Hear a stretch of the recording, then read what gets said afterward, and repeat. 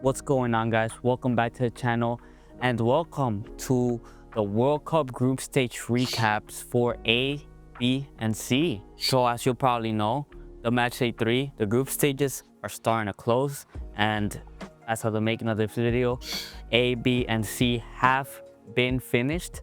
So let's go ahead and talk about those teams, and I'll try and keep it a bit short because I am not going to talk about the about 30 teams that are in these 3 groups, and we might as well go ahead and start with Group A. The first game that took place, or the game that happened within that same time, was South Korea and Czech Republic. Now, as y'all know, I've been covering this group quite extensively throughout the World Cup, of course, because Mexico is in it. And my gosh, let's go ahead and start there. Let's start with the high. Let's get the best out of the way. Mexico end up first, topping the table for the first time in their history. 9 points, 9 wins, 0 goals conceded. 0 goals conceded in this group. A group that me, myself included, thought it would be a bit complicated for Mexico. I did think we were going to top it, but I in no way, shape, or form believe that we were going to get 9 points. This is an absolute massive win, a boost. Just to highlight, I've already talked about Mexico extensively in the channel, and the fact that we were able to put our B team up against Czech Republic and spank them and send them home, it speaks testaments to how good this set of players are. Now, Luis Romo, once again, being able to give out an assist and scoring in the last game against South Korea. He's been putting up great performances. He's, of course, my highlight player, but I do want to stress, if we are to play more defensive role and with 2 DMs, I'd rather that be Eric Lira and Edson Alvarez, because Luis Romo, yes, he's done what he's done for the national team in these last 2 games, but quite simply, even seeing what I've seen in these last couple games, I feel like you are very limited with Luis Romo, and a player like Eric Lira, Edson Alvarez, even Obed Vargas can offer you a bit more on the offensive side than Luis Romo. But other than that, great performance. I mean, we really tore apart this Czech Republic side. Now, moving on to South Africa versus South Korea. Going into this matchup, South Africa needed to pull a miracle. They needed to beat South Korea, a South Korean side that had played horrendous up against Mexico, but we know how good South Korea are when they choose to be. And they showed that quite early on in the first half. The first 10-15 minutes, South Korea were really pushing a pedal to the metal, trying to score, had some really good opportunities. But after that, they kind of put their hands back and they let South Africa go into the game. South Africa, we know how good they are. They went back to this offensive type football that I had been seeing and preaching that we were going to be struggling. Mexico we're going to be struggling and could catch us by surprise and really put a statement on the table. They started playing. It was like a 30-minute lapse between the end of the first half and the beginning of the second half, where South Africa were throwing punches at the South Korean side. South Korean side is looking a bit shaky, looking a bit passive as well when they were on the ball. Kind of waiting, kind of being a bit arrogant. I'm not sure what kind of playing style they were trying to do. They kind of probably felt like this South African side, what are they gonna do? That was kind of the vibe that I was getting from this South Korean side. And sure enough, in around the 60th minute, South Africa, Mosoko is the one that puts the ball into the back of the net. The score is 1-0. And South Korea were now chasing. And that's what you get. That's all what I gotta say for South Korea, man. I mean, they go up against Mexico. Both teams looked like they were looking for a draw or even a defeat to not face England, as I said in the previous video. But like I said, South Korea, you're in no position to be playing this way against Mexico. You're in no position to be forfeiting your playing style completely to accommodate to potentially get an easier bracket, and all I need to do is get a draw against South Korea or a win. I think that's possible, and they got karma. They got karma so hard. Now they find themselves, and as the making of this video, they're in 3rd place with a -2 goal difference. I mean, a -1 goal difference. They could go out if things just simply don't pan out for them. And my gosh, could this be one of the greatest fumbles that I know, not because of South Korea and South Africa being bad, because of the way they approached both the Mexico and the South African games. Now, one more point that I wanted to add about this Mexico-South Korea situation is that If South Korea would have come out to win that game against Mexico to top the group, this could have been Mexico in this situation. It could have been Mexico going into a Czech Republic team who were fighting for their lives, while we could have gone into a mentality of, oh, we just need a draw.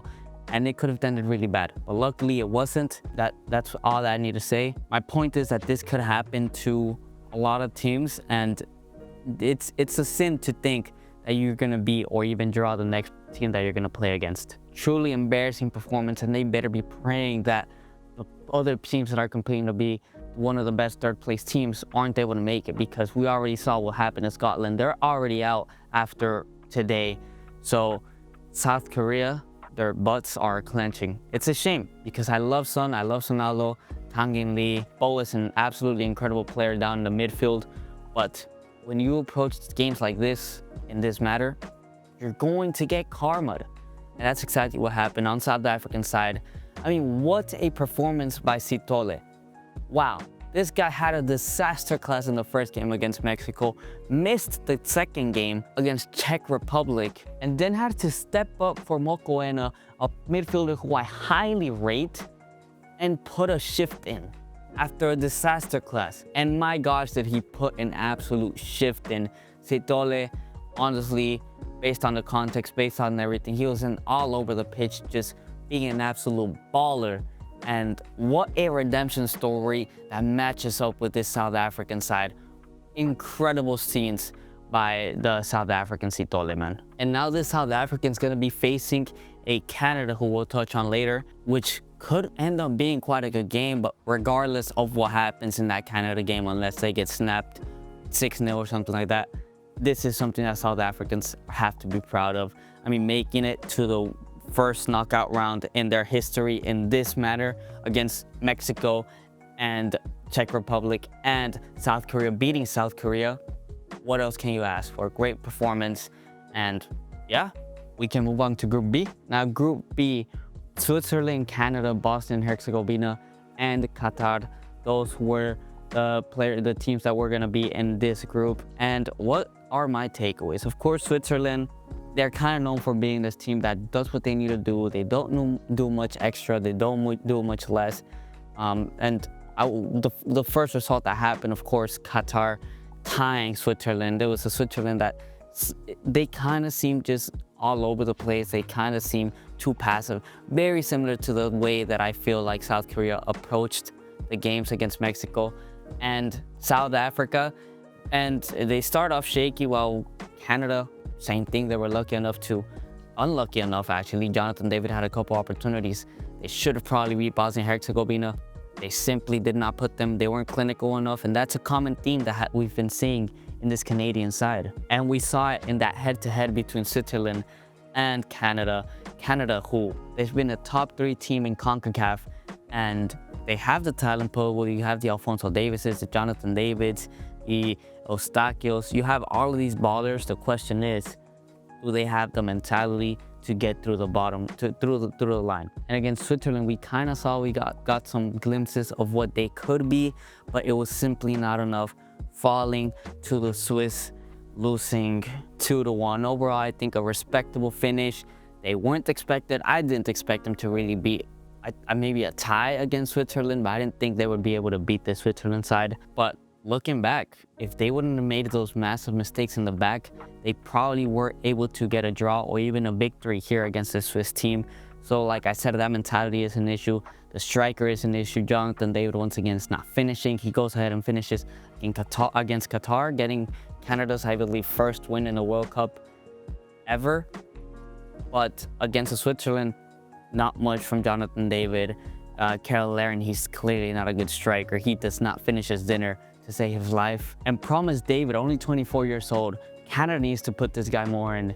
I think he was even a part of the goal against Bosnia and Herzegovina, might have been, and now he's a part of this. Actually ends up scoring, has a couple good opportunities against this Switzerland side. Going forward, Promise David has to be the starter. He's a massive fella. And if you're gonna have a Kyle Laren, who is not as good as we've seen, and is not even as tall as this guy, Promise David is massive, you might as well end up playing Promise David up there. But yeah, like I said, they're gonna be facing a South African side might be a bit dangerous, but Alphonso Davies should be back. I think Canada can get through this, but this is not a predictions video for our knockout stages. This is just going through that. But let's move on to Switzerland. I already talked a bit about them. They did their job. There's not much I can say. Players to highlight: Vargas. He looks pretty darn good, if I do say so myself. Not only him, but of course the star boy that's coming up for the Switzerland side, Mosambi. I mean, this guy has stepped foot, has declared for the World Cup that he's here. I believe he has like 3 goals in the World Cup, which is quite impressive for a Cam, really marking his territory. Bosnia and Herzegovina, they just have that number 19 and number 20 that the game just flows through them. But they're very similar to Czech Republic. If they didn't have both of those players, I'd see no difference. And it's actually thanks to number 19. I can't pronounce his name to save my life, but it's thanks to him that they're able to break through this Qatar side and end up winning the game. And for Qatar, I mean, look, you got destroyed by Canada 6-0. Honestly, nobody expected much from you, and you ended up delivering a 1-1 result against Switzerland. I think it's the first point that Qatar has ever gotten in a World Cup. I'd even say it's a win, honestly, for this World Cup. Going back home, Qatar, they did their best, honestly. And now the final group, Group C, which had, of course, Brazil, Morocco, Haiti, and Scotland. And this was kind of an expected result. Honestly, Brazil scored quite a bit of goals. I didn't see Brazil scoring these many goals. Of course, Morocco, everybody knew that this was going to be a tough game for both the Moroccans and the Brazilians. But it was a game that Morocco looked pretty solid, and Brazil, they had the opportunities, they just didn't have a striker. And now Cunha has stepped forward against Haiti, had stepped forward against Scotland now, showing that he's there. He should be the starter. But now you have an injured Rafinha who won't be able to play. You're going to be depending a lot on that Endrick and Ryan kid, both on that right wing side. I think those are pretty good options, if I do say so myself. And of course, the main man, Vinicius Jr., he's really stepped up for this Brazilian side. And who knows? I don't know if he's going to be able to slow down. I mean, he played Hakimi, and it was a good duel, but not even Hakimi could stop him from scoring an absolute golazo. So it's going to be a handful. Now, some concerns. I got to say that midfield from Brazil is concerning. It is not mobile at all. It's probably Bruno Guimaraes and whoever is beside him, because Fabinho, yes, out of Casemiro and Fabinho looks a bit better. But like I said, realistically, it's Bruno Guimaraes making the hard work, pushing through this. And Lucas Paquetá looks pretty good. Neymar stepped foot. Maybe he's going to be able to impact the game. But overall, a decent Brazilian side. Now moving on to Morocco. I think Morocco did a pretty good, solid job. They drew 1-1 against Brazil. They had moments where they looked like the better teams. They looked very solid all around the pitch, apart from 2 areas. Beat Scotland on a narrow 1-0. And yeah, this Moroccan side looks pretty solid, as I said. Now, some takeaways that I want to take from the IT game. Of course, that was a closer game that this Moroccan side would have liked, was the 2 center backs. Now, normally I wouldn't dive much into it because, I mean, Morocco was kind of already qualified. And yeah, they rotated their squad, so it was a bit easier for Haiti to score and stuff like that. But rotating the squad and not changing 2 center backs kind of further exposed how poor those 2 center backs are. Like I said, this Moroccan side all over the pitch is very solid. But those 2 guys, Diop and Ryan, mainly Diop, are very mistake prone. They're by far the weak link in this Moroccan side, and they could end up costing them going further than what we thought. And now they're going to be facing a Netherlands side that we've seen. These guys found a way to score. You got Bravi, Gakpo, Somerville, Malen off the bench.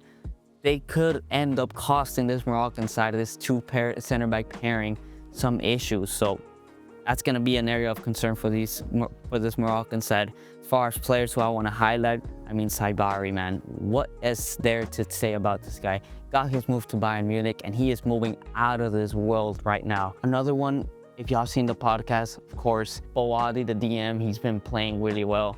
But I think the biggest, Brahim Diaz has also gone a bit under the radar, but he's been playing pretty darn well for this Moroccan side. But I'd say one of the biggest under the radar players for this Moroccan side that gets overshadowed is El Canoes.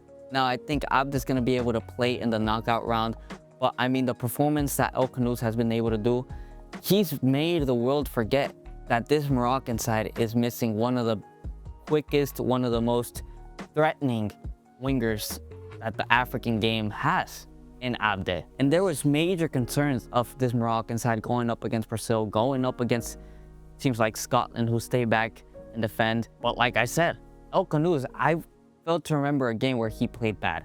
So I don't know if he's going to continue playing from here on out. But I mean, now if you don't, you have El Canoes off the bench, incredible player. And if you do, you have Abde off the bench. It's a win-win situation for this Moroccan side. Moving on to Scotland. Now, as of the making of this video, actually, they're officially out of the running. They're out of the World Cup, finishing in 3rd place with negative 3 goal difference. That loss against Brazil really hit them quite hard. And it was yet again, we've seen teams that have the talent, that have gone out to teams and try to play good counter-attacking football.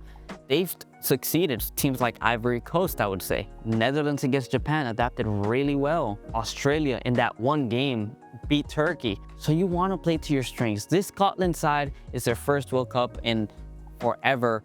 Yes, but come on, they simply have a better quality than to be going out in the group stage. And to be fair, against Brazil, this Scotland side, the defense gave the Brazilian guys probably 2 goals. This team could have ended 1-0 if the defense was a bit more capable. So maybe I'm over exaggerating things. Maybe next World Cup, if they're able to qualify, they'll have better center backs. But yeah, I might just be diving in too much into it. It's their first World Cup in so much. Of course, you want to go through. And with the talent that Scotland has, I think these guys would be able to go through. But they simply weren't. That's pretty unlucky. And Scotland is going home. And finally, Haiti. Now, I'd say Haiti, very similar to Qatar, there wasn't big expectations. Actually, it's even a massive achievement to make it into the World Cup under so many stuff that they've gone through. And I mean, looking at these results, looking at the games myself, it's a pretty respectable World Cup. Losing to Scotland, where a game that you probably could have even tied or even won. Losing that 1-0, losing to Brazil 3-0. It's Brazil, what can you expect? And putting up a pretty darn good game, beating actually Morocco at some point of the game, scoring your first 2 goals in like 50 years. It's a pretty respectable World Cup from this Haitian side. And I think they can go happy about what they were able to do in this World Cup. But there we go, guys. That is my Group A, B, and C group stage recap. I hope y'all enjoyed. Of course, I'll make for the rest of the days. But yeah, I'll see y'all on the next one.